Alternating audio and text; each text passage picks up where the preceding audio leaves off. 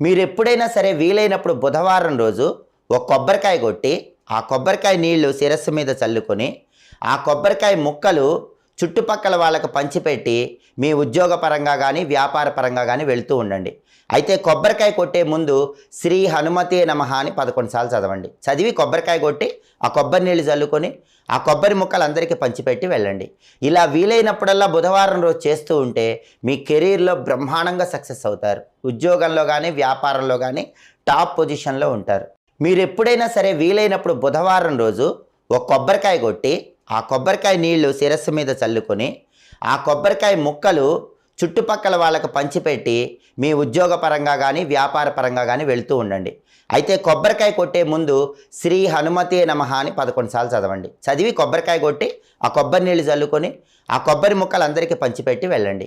ఇలా వీలైనప్పుడల్లా బుధవారం రోజు చేస్తూ ఉంటే మీ కెరీర్లో బ్రహ్మాండంగా సక్సెస్ అవుతారు. ఉద్యోగంలో కానీ, వ్యాపారంలో కానీ టాప్ పొజిషన్లో ఉంటారు.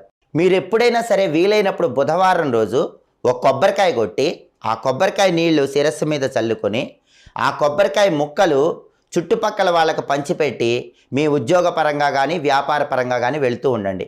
అయితే కొబ్బరికాయ కొట్టే ముందు శ్రీ హనుమతే నమః అని 11 సార్లు చదవండి. చదివి కొబ్బరికాయ కొట్టి, ఆ కొబ్బరి నీళ్ళు చల్లుకొని, ఆ కొబ్బరి ముక్కలు అందరికీ పంచిపెట్టి వెళ్ళండి.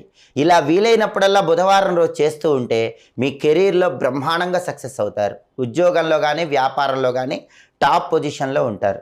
మీరు ఎప్పుడైనా సరే వీలైనప్పుడు బుధవారం రోజు ఒక కొబ్బరికాయ కొట్టి, ఆ కొబ్బరికాయ నీళ్లు శిరస్సు మీద చల్లుకొని, ఆ కొబ్బరికాయ ముక్కలు చుట్టుపక్కల వాళ్ళకి పంచిపెట్టి, మీ ఉద్యోగ పరంగా కానీ, వ్యాపార పరంగా కానీ వెళ్తూ ఉండండి. అయితే కొబ్బరికాయ కొట్టే ముందు శ్రీ హనుమతే నమః అని 11 సార్లు చదవండి. చదివి కొబ్బరికాయ కొట్టి, ఆ కొబ్బరి నీళ్ళు చల్లుకొని, ఆ కొబ్బరి ముక్కలు అందరికీ పంచిపెట్టి వెళ్ళండి. ఇలా వీలైనప్పుడల్లా బుధవారం రోజు చేస్తూ ఉంటే మీ కెరీర్లో బ్రహ్మాండంగా సక్సెస్ అవుతారు.